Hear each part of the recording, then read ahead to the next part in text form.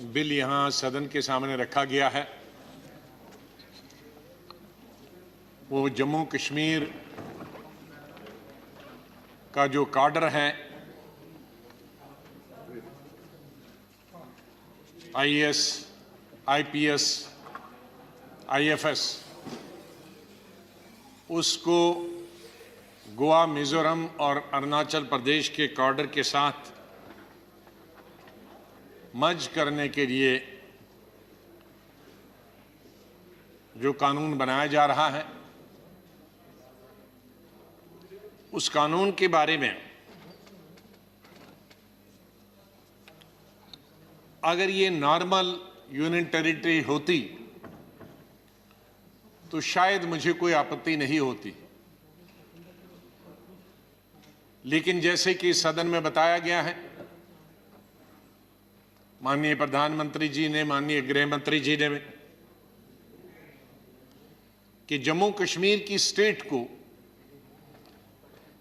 Union territory का दर्जा कुछ समय के लिए दिया गया था और उसके बाद जम्मू कश्मीर को दोबारा से स्टेटहुड दी जाएगी।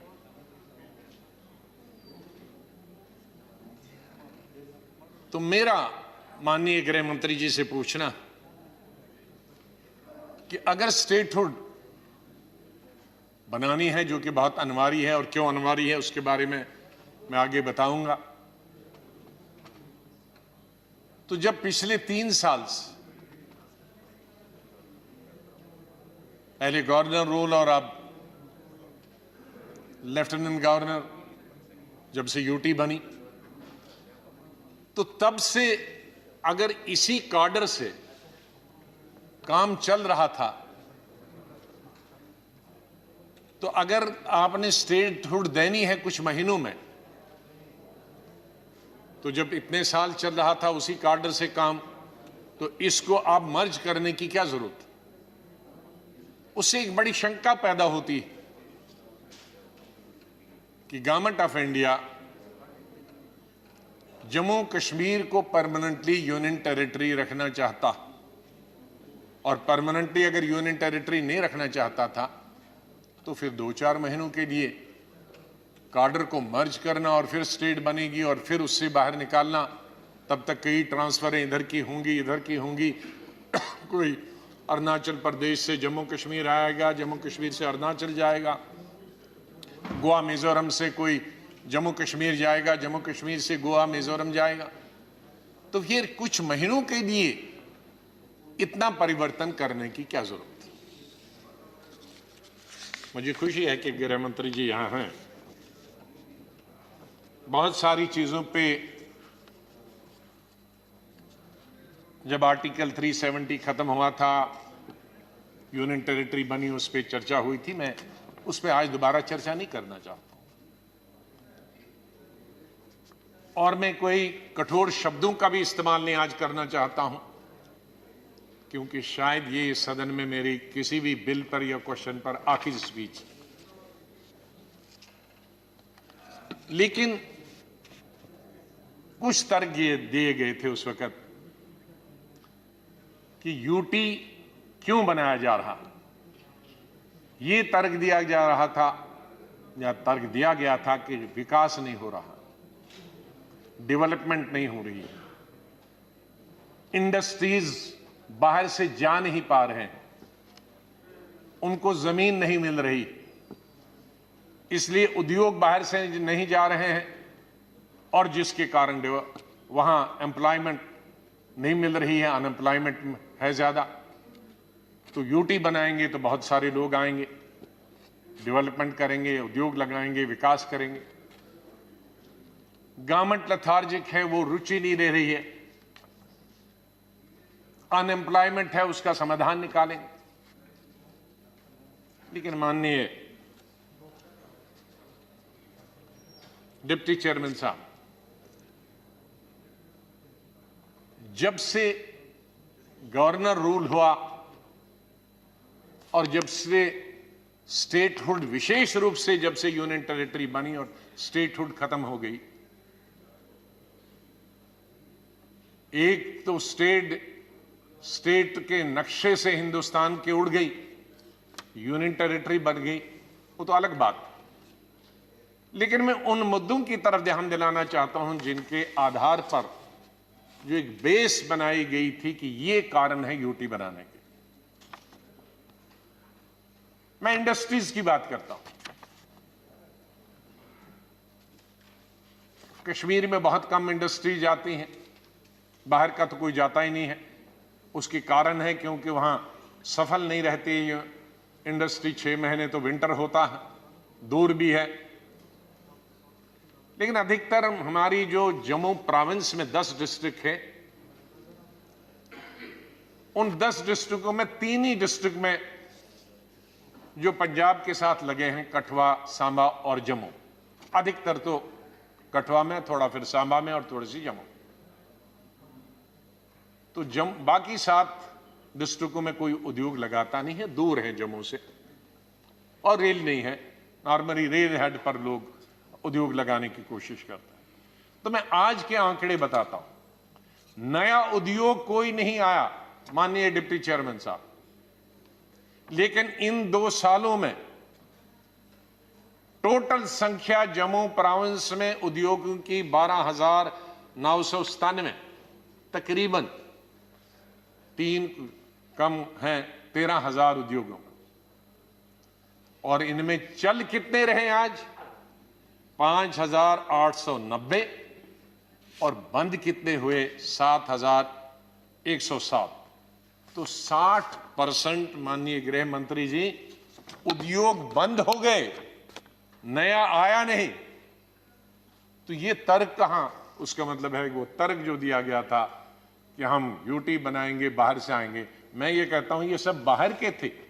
ये कोई पंजाब के थे, कोई हरियाणा का था, कोई दिल्ली का था, कोई बंबई का था।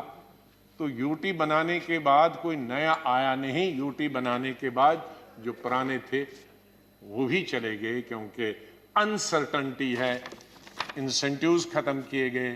फिर ये जो 1-1.5 साल से 5 अगस्त 18 से जो गतिरोध बनता रहा, तो लोग भागी गए क्लोज। तो इसलिए मैं ये बताना चाहता हूं कि ये फार्मूला ठीक नहीं था। माननीय डिप्टी चेयरमैन साहब, डेवलपमेंट ठप हो गया, कोई डेवलपमेंट नहीं। टेलीविजन में हो सकता, लेकिन रोड पे कोई डेवलपमेंट नहीं। सड़कों की कंडीशन बहुत खराब। यहां तक मैं नेशनल हाईवे का जिक्र कर रहा था कल या परसों किसी विषय पे चर्चा करते हुए कि एक स्ट्रेच है 30 किलोमीटर का बटोद से बानहाल तक, वो 7 साल से नहीं बन रहा। तो हमारा नेशनल हाईवे ही बंद रहता है साल में, बरसात में 2-3 महीने, और 2-3 महीने विंटर में, तो 4 महीने नेशनल हाईवे ही बंद होता है। हमारे बॉर्डर एरियाज पे, उसमें ज्यादा मैं उल्लेख नहीं करना, मैं आज ही बता चुका हूं कि कितने सीज फायर वायलेशन बढ़ गए। पिछले साल 5,000 से ज्यादा, उससे पिछले साल 3,000 से ज्यादा, उससे पिछले साल तकरीबन 3,000, जिसकी वजह से हमारे जम्मू, सांबा, कठुआ, राजौरी, पुंछ में बहुत नुकसान होता है। किसानों का भी, लोगों का भी, जान माल का नुकसान होता है। 5 मरले जमीन बॉर्डर के दूर देनी थी, बॉर्डर से जहां लाइन है, ताकि जब भी फायरिंग होती तो वो बच सकते, वो अभी तक नहीं हुआ। वाटर सप्लाई की बड़ी प्रॉब्लम है। कभी भी ये आप अंदाजा लगा सकते हैं कि जम्मू कश्मीर में वाटर सप्लाई की, उसका कारण है कि कोई न कोई नए तजर्बे होते हैं जम्मू कश्मीर में। पहले जब जो इरिगेशन का और या वाटर सप्लाई का जब टेंडर्स निकलते थे, तो उसमें प्रोक्योरमेंट डिपार्टमेंट 70% करती थी और 30% वेजेस कंट्रैक्टर लगाता था। मैंने पाइप्स का मैं उदाहरण देता था, तो वाटर सप्लाई वाले 70% पाइपें खरीदते थे। एक तो सस्ती खरीदते थे, सरकार की खरीदती थी, एक जगह खरीद। अब ये निकला कि नहीं, 70% नहीं, 100% कंट्रैक्टर खुद खरीदेगा। उससे क्या होता है कि कंट्रैक्टर ढूंढता रहता है कहां मुझे मिलेगी। सरकार खरीदती थी एक ही वगैरह, तो एक ही सरकार बांट देती थी कहां कंट्रैक्ट। और दूसरा उसमें क्या गलती की कि अगर कहीं टूट गई पाइप, फट गई पाइप, तो डिपार्टमेंटल जो काम होता था रिपेयर का, अब वो डिपार्टमेंटल रिपेयर नहीं होगी, उसके लिए भी टेंडर निकलेगा। तो तब तक उसको प्यासा रहना है, तब तक उसको वाटर सप्लाई के। तो अगर डिपार्टमेंट होला था तो उसी रातों रात उसको दूसरी पाइप लगाता, जोड़ देता, नहीं, उसके लिए भी अब क्या कहते हैं टेंडर निकलेगा।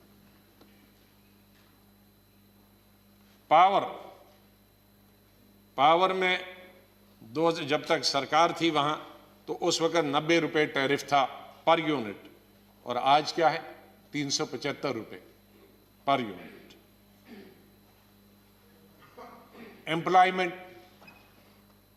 एम्प्लॉयमेंट तो भयंकर बढ़ गई है, क्योंकि जैसे मैंने कहा कि एम्प्लॉयमेंट बढ़ने के क्या रीजन है, 3-4 रीजन। कश्मीर का अलग रीजन है, जम्मू का अलग रीजन है। कश्मीर का अलग रीजन है कि 5 अगस्त जब स्टेट को यूनियन टेरिटरी बनाया गया और उसके बाद कई महीनों तक पूरा स्टेट जम्मू कश्मीर बंद रहा, एक तरीके की कर्फ्यू की स्थिति रही। उसके बाद कोविड आया, तो नतीजा यह हुआ कि टूरिज्म शून्य के बराबर हुआ। नतीजा ये हुआ कि हैंडीक्राफ्ट शून्य के बराबर हुआ। दूसरे डेवलपमेंटल वर्क्स वो जम्मू में भी बंद हो गए, कश्मीर में भी बंद हो गए। School, colleges, universities, educational institutes बंद रहे, और जो प्राइवेट स्कूल्स थे उसमें भी जिन टीचरों को तनख्वाह मिलती थी वो भी बंद हो गई। तो जो एम्प्लॉयड थे वो भी और अनएम्प्लॉयड हो गए। तो जो अनएम्प्लॉयमेंट होती है, सरकारी एम्प्लॉयमेंट, वो तो बंद हुई, लेकिन जो दूसरा तिजारत के जरिए पैसा मिलता था लोगों को तिजारत करने से, वो भी नहीं मिल रहा। तो अभी इस वक्त अनएम्प्लॉयमेंट हर लेवल पे कई गुना बढ़ गई। सरकार अगर होती, वहां इलेक्टेड गवर्नमेंट होती है, तो समाधान कुछ हद तक होता। मंत्री कम होते हैं लेकिन एमएलएज होते हैं। क्यों हम पूरे देश में यूटीज नहीं बनाते हैं, क्यों इलेक्टेड गवर्नमेंट रखते हैं? सर, मैं किसी ऑफिसर के खिलाफ, किसी लेफ्टिनेंट गवर्नर के खिलाफ नहीं हूं, लेकिन माननीय गृह मंत्री जी ये मानेंगे कि जो रिस्पॉन्सिबिलिटी एक इलेक्टेड रिप्रेजेंटेटिव की होती है वो एक मुलाजिम की नहीं होती। आपने अभी जम्मू कश्मीर में डीडीसी के, बीडीसी के इलेक्शन किए, जिसकी हमने सराहना की, हमने उसको सपोर्ट किया। क्यों किया? आपने क्यों ये इलेक्शन कराया? क्योंकि इलेक्टेड रिप्रेजेंटेटिव्स उस लेवल पे भी हो, ब्लॉक लेवल पे भी हो, डिस्ट्रिक्ट लेवल पे भी हो, छोटी छोटी कॉन्स्टिट्यूंसीज में हो, वो डेवलपमेंट करे। लेकिन एमएलए तो कानून भी बनाता। अब अफसर हमारा तो कानून नहीं बना सकता। वो कानून बनाएगा, वो एक जगह एक आदमी बनेगा। अभी हम यहां डिस्कस करते हैं तो कानून आप लाते हैं तो कितनी अमेंडमेंट्स उसमें आती हैं, कितनी उसमें सजेशंस आती हैं। अब आज कानून बनाएंगे, लेफ्टिनेंट गवर्नर साहब ऑर्डर करेंगे, लेकिन उसमें कोई सजेशन नहीं आई। वो एक आदमी का, जो चीफ सेक्रेटरी का दिमाग होगा या किसी ऑफिसर का दिमाग होगा, वो एक आदमी की सजेशन होगी। उसका इंपैक्ट देहात में क्या होगा, उसका इंपैक्ट जम्मू में क्या होगा, उसका इंपैक्ट लद्दाख में क्या होगा, उसका इंपैक्ट किसानों पे क्या होगा, मजदूरों पे होगा, वो नहीं सोचेगा। वो तो दफ्तर में बैठ के बनाएगा। लेकिन उसको इंपैक्ट को देखने के लिए जो हम कानून बनाते हैं पार्लियामेंट या विधानसभाओं में,